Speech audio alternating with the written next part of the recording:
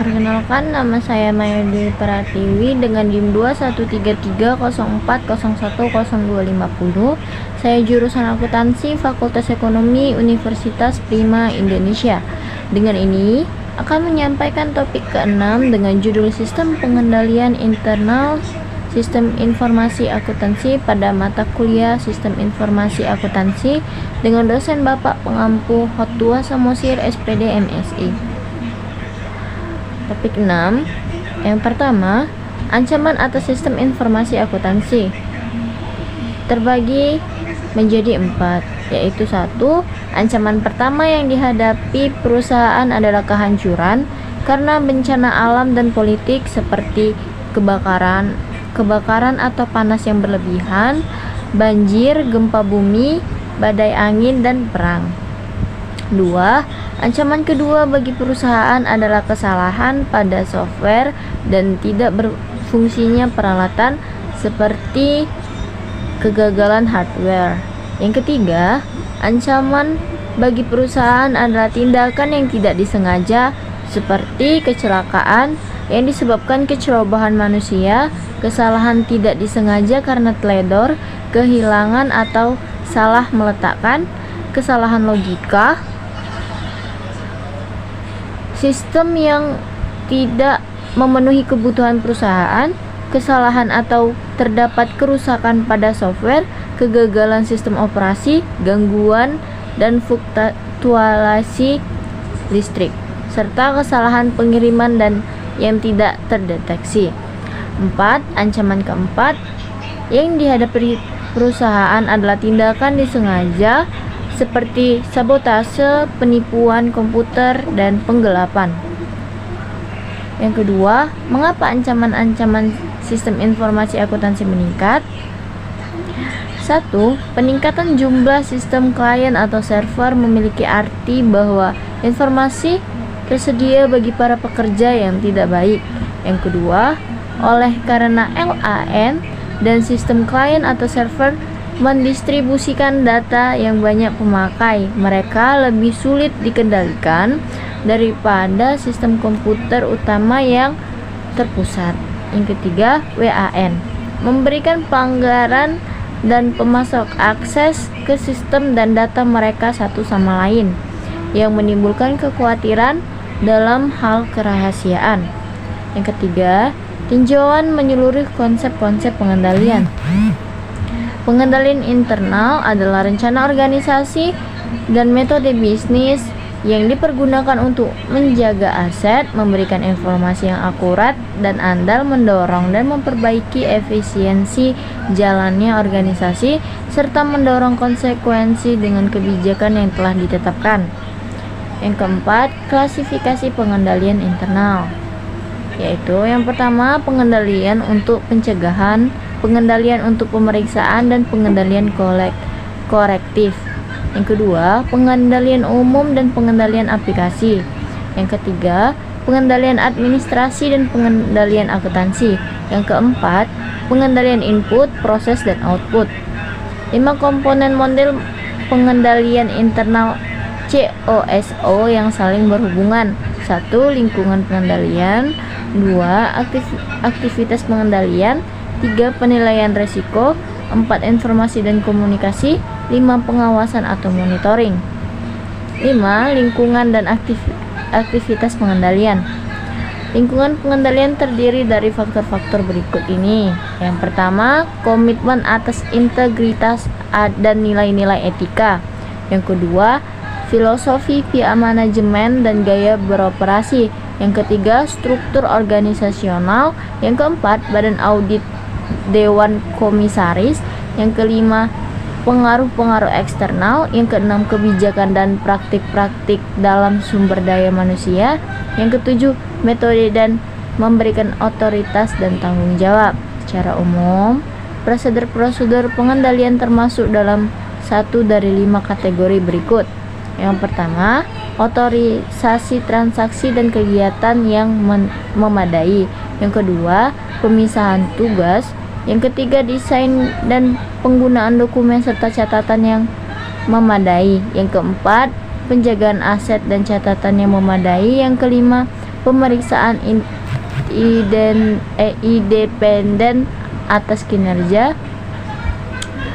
Yang keenam, ringkasan materi sistem pengendalian internal. Sistem pengendalian intern suatu perusahaan yang meliputi struktur organisasi dan semua metode dan alat-alat yang dikoordinasi yang digunakan di dalam perusahaan dengan tujuan untuk menjaga keamanan harta milik perusahaan, memeriksa ketelitian dan kebenaran data akuntansi, mendorong efisiensi, dan membantu mendorong dipatuhinya kebijakan manajemen yang telah ditetapkan. Dari definisi di atas dapat kita lihat bahwa tujuan adanya pengendalian intern yaitu 1. Menjaga kekayaan organisasi, 2. Memeriksa ketelitian dan kebenaran data akuntansi, yang ketiga mendorong efisiensi, yang keempat mendorong dipatuhinya kebijakan manajemen. Elemen pengendalian internal yaitu 1. Lingkungan pengendalian, 2. Sistem akuntansi, 3. Prosedur pengendalian. Lingkungan pengendalian dari suatu organisasi menekankan pada berbagai macam faktor yang secara bersamaan mempengaruhi kebijakan dan prosedur pengendalian. Filosofi dan gaya operasional manajemen.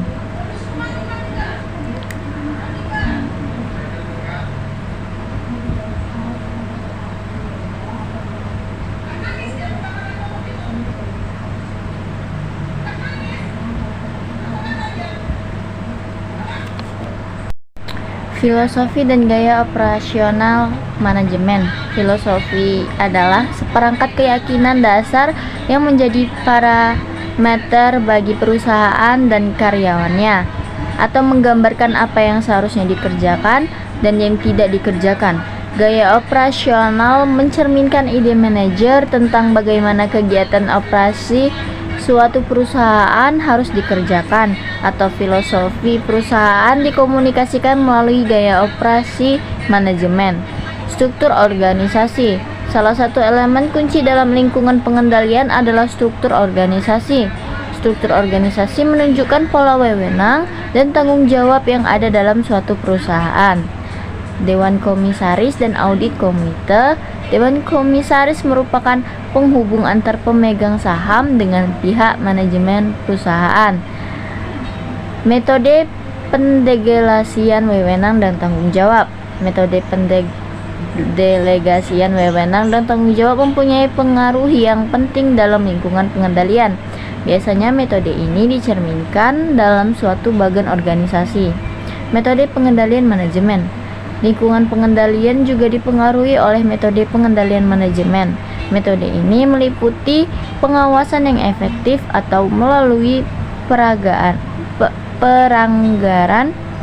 laporan pertanggungjawaban dan audit intern, kebijakan dan praktik kepegawaian, kebijakan dan praktek yang berhubungan dengan perekrutan, pelatihan, evaluasi, penggajian, dan promosi pegawai mempunyai pengaruh yang penting dalam mencapai tujuan perusahaan, sebagaimana juga dilakukan dalam meminimum resiko. Pengaruh ekstern. Organisasi harus mematuhi aturan-aturan yang dikeluarkan oleh pemerintah maupun pihak yang mempunyai jurisdiksi atau organisasi. Hal tersebut sangat berpengaruh pada pengendalian intern perusahaan. Sistem akuntansi. Sistem akuntansi tidak hanya digunakan untuk menghasilkan laporan keuangan saja, tetapi juga menghasilkan pengendalian manajemen. Prosedur pengendalian. Prosedur pengendalian merupakan kebijakan dan aturan mengenai kelakuan karyawan yang dibuat untuk menjamin bahwa tujuan pengendalian manajemen dapat tercapai. Secara umum, prosedur pengendalian yang baik terdiri dari 5, yaitu penggunaan wewenang secara tepat untuk melakukan suatu kegiatan atau transaksi. Yang kedua, pembagian tugas. Yang ketiga, pembuatan dan penggunaan dokumen catatan yang memadai. Yang keempat, keamanan yang memadai terhadap aset dan catatan. Yang kelima, pengecekan independen terhadap kinerja. Penggunaan wewenang secara tepat.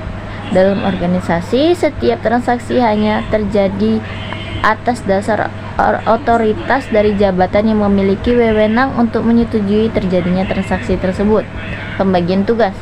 Pembagian tugas memisahkan fungsi operasi dan penyimpanan dari fungsi akuntansi atau pencatatan, dan suatu fungsi tidak boleh melaksanakan semua tahap suatu transaksi. Berikutnya, dokumen dan catatan yang memadai. Prosedur yang harus mencakup perencanaan dan penggunaan dokumen dan catatan yang memadai untuk membantu meyakinkan adanya pencatatan transaksi dan kejadian secara memadai. Berikutnya, keamanan yang memadai terhadap aset dan catatan.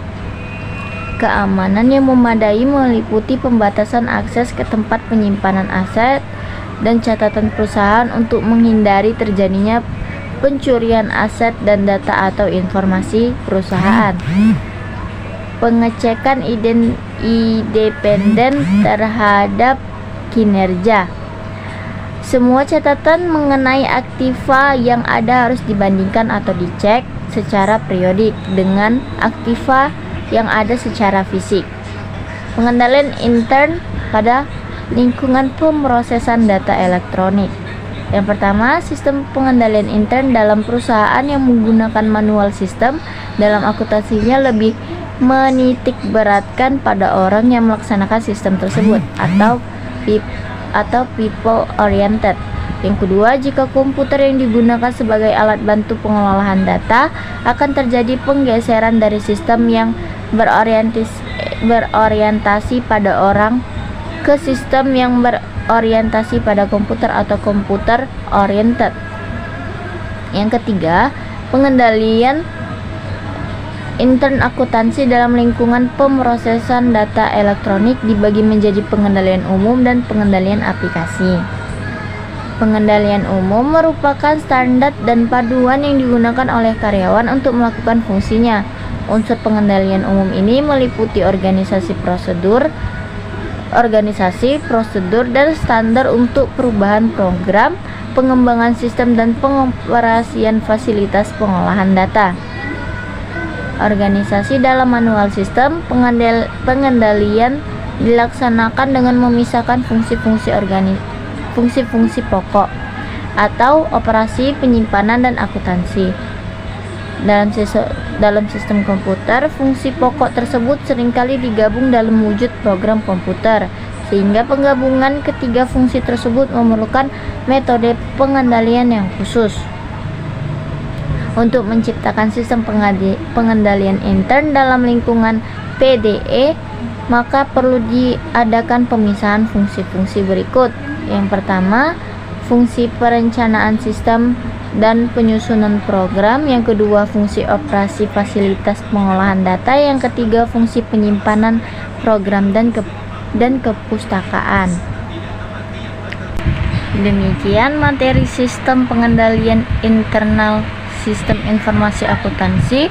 Tunggu materi berikutnya pada pertemuan ke-7 dengan judul Konsep Dasar Unsur-unsur Sistem Akuntansi Pokok pada Perusahaan. Terima kasih.